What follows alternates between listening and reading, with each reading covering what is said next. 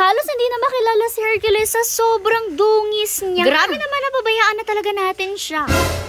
Hello, Pack members! Welcome back to Husky Pack TV! Bale, ang vlog nga na ito ay continuation pa ng vlog mula nga po nung hagupitan tayo ng bagyong Ilang Christy. araw nga po na nawala ng kuryente at after halos 3 nights nga po at 2 days ay finally nagkaroon na ng kuryente dito sa mansion. Actually, alasing ko ng madaling araw nagkaroon na talagang bumangon agad ang mga kuyas natin at si Ate Sofia nyo para intindihin nga po ang Pack members natin. Syempre, buhayan sila ng mga aircon at electric fan. Lalo na nga itong si Hercules, pero grabe, sobrang dungis na talaga niya at hindi natin maintindihan kung ano ba ang nangyari sa kanya at bakit siya nagkadungis-dungis ng ganun. Kaya naman first thing in the morning after nga po nila lumabas at kumain, nagpahinga lang ng konti si Hercules at pinalabas na rin nga para maliguan na natin siya kasi grabe, halos hindi na natin siya makilala sa sobrang dungis niya. Actually, ngayon lang naman talaga nagdungis si Hercules na ganito kasi alam niyo naman very behave talaga yan. Kahit nga lumabas siya, hindi siya gaanong magdudungis kasi hindi naman siya malikot at hindi nagkakagabok masyado. Pero dahil nga po sa pagkawala ng kuryente, na stress si Hercules at ang ginawa rin nga niya ay todo suong siya doon sa electric fan niya na medyo magabok. Tapos nag-moist pa nga ang mansyon kaya naman ayan, nagkaputik-putik talaga kaya siya. Naman ngayon na nagkukuryente na kahit sobrang hina pa talaga ng tubig, kita nyo naman halos tumulo na nga yan tubig na yan sa sobrang hina, pero pinush pa rin na paliguan si Hercules. Bukod kasi sa sobrang dumi na niya ay talagang init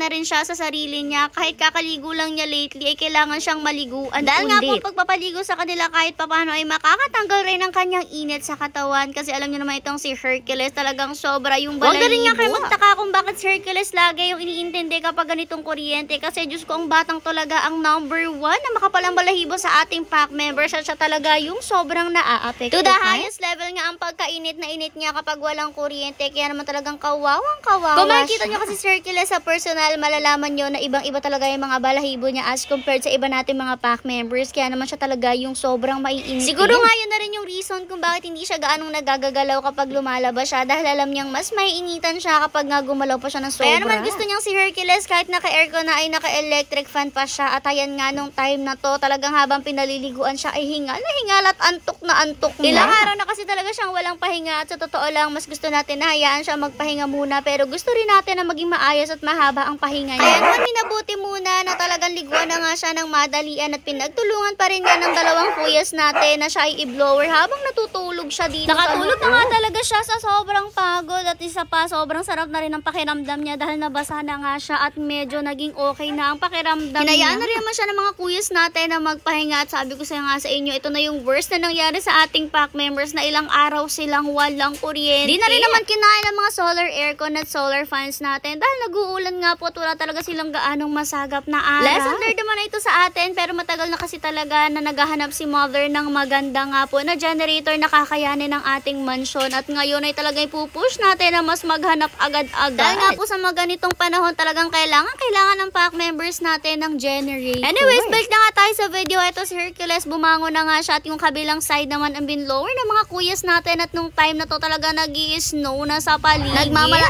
Elsa na naman nga itong si Hercules ngayon, nagle-let it go ng kanya mga snow pero hindi talaga yun mapipigilan basta magpaligo, lalo ng itong si Hercules na grabe kakapal ang syempre babe lang rin siya habang binoblower, tinihintay nga niya na makatapos para finally ay makapagpahinga na rin siya. Minessure lang din ng mga kuyas natin na 100% dry siya para nga po hindi siya magkaroon ng mga kung ano-anong skin kinever. Nung okay na nga, hindi siya agad na videohan kasi mas inuna na papasukin nga po siya para makatulog at makapagpahinga na agad at syempre makainom na rin ng tubig. Habang inuunom nga siya, ay dito na lang din siya sinuklayan at after nung nakatulog na rin naman siya ng mahimbing at grabe yun ang pinakamahimbing na tulog niya sa buong life niya sa sobrang pagod at sobrang stress niya habang may bagyo. Pero ito naman ang Hercules natin ngayon, kapansin-pansin sa kanya na talagang bumalik na nga ang sigla niya at mas naging masigla pa nga siya kesa nag-shed nga lang din siya pero mukhang naka-recover na nga siya mula sa stress ng bagyong Christine at ngayon nga ay nakikipagkulitan na siya at syempre mas mukha na siyang Hercules. Dahil nga noon ay talagang sobrang itim niya sa putik pero ngayon bumalik na nga ang maganda niyang kulay at ang kanyang sigla.